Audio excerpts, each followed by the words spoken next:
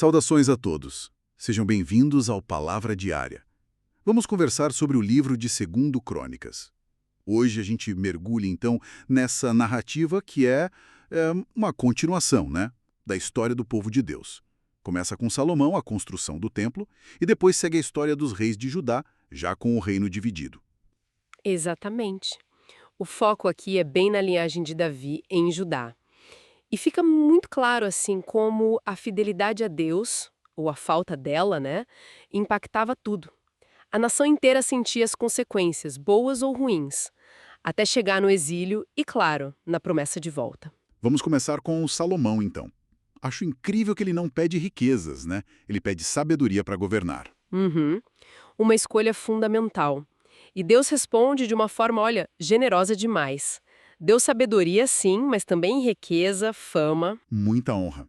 Colocou ele num patamar diferente. E o ponto central do reinado dele, sem dúvida, é o templo, a casa do Senhor. Assim, a construção do templo. Um projeto, assim, monumental.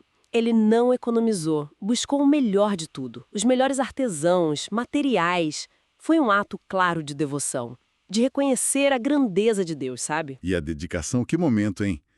Ler aquilo, a glória do Senhor enchendo o templo. É de arrepiar, a ponto de sacerdotes não conseguirem ficar para ministrar. Imagina a cena. Sinal claro da presença e da aprovação de Deus ali, né? Com certeza. Mas, logo depois de Salomão, a coisa muda. Vem a divisão. Pois é, o filho dele, Roboão. Que erro, né? Rejeitar o conselho dos mais velhos. E agir com dureza, com orgulho. Resultado: 10 tribos se separam. Fica o norte e o sul. Uma lição dura sobre ouvir, sobre humildade na liderança. Totalmente. E a partir daí, a história de Judá vira uma montanha-russa espiritual. Exato, altos e baixos. Temos reis como Asa, depois Josafá. Eles promoveram reformas, buscaram a Deus. E viram livramentos incríveis, né? Como aquela batalha contra Zerá, o etíope. Um exército enorme. Ou contra aquela coalizão de moabitas, amonitas. A resposta foi buscar a Deus em jejum e oração. E Deus deu a vitória. Mostra bem que a confiança no Senhor é que faz a diferença, não a força militar. Sim, mas é interessante que mesmo esses reis bons, como Josafá, cometeram seus erros, né? Alianças perigosas. Ninguém é perfeito. E temos Ezequias também, um reinado bem marcante. Ah, Ezequias purificou o templo, restabeleceu a Páscoa numa celebração, nossa, grandiosa. E confiou totalmente em Deus quando Senaqueribe cercou Jerusalém. Aquilo foi tenso. Foi mesmo. Mas depois ele também deu uma escorregada, né? Mostrou orgulho depois de ser curado.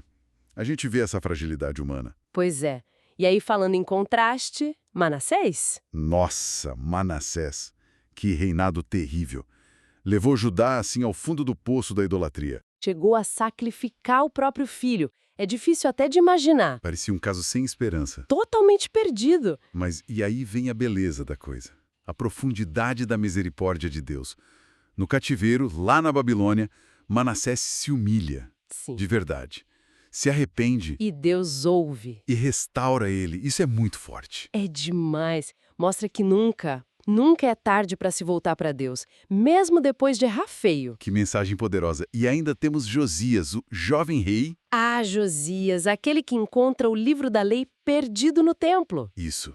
E promove uma reforma radical. Purifica a terra, celebra a Páscoa como não se via desde Samuel. Foi um último grande avivamento, né?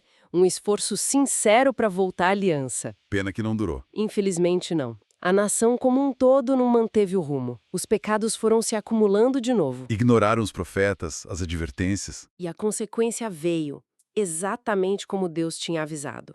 A destruição de Jerusalém, do templo. Pelos babilônicos. E o povo levado para o exílio. Um fim trágico. Trágico, mas não o fim da história. O livro não termina no desespero. Verdade. Tem aquela nota de esperança no finalzinho. Correto. Depois dos 70 anos de exílio, cumprindo a palavra do Senhor, Ciro, o rei da Pérsia. Deus age no coração dele. Exatamente.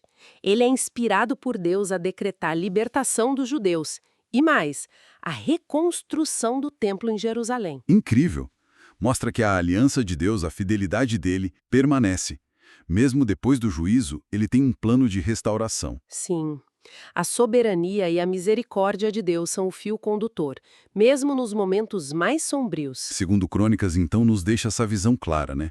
A importância da obediência sincera, as consequências do pecado, da idolatria. Mas, acima de tudo, eu acho a soberania de Deus, sua justiça e essa misericórdia incomparável que acompanha o seu povo. É uma história que ensina muito. Com certeza, uma lição atrás da outra sobre a relação do povo com Deus e a liderança. E esse foi Segundo Crônicas. Se inscreva no canal, compartilhe essa mensagem. Vamos juntos, firmes na leitura bíblica. Deus abençoe.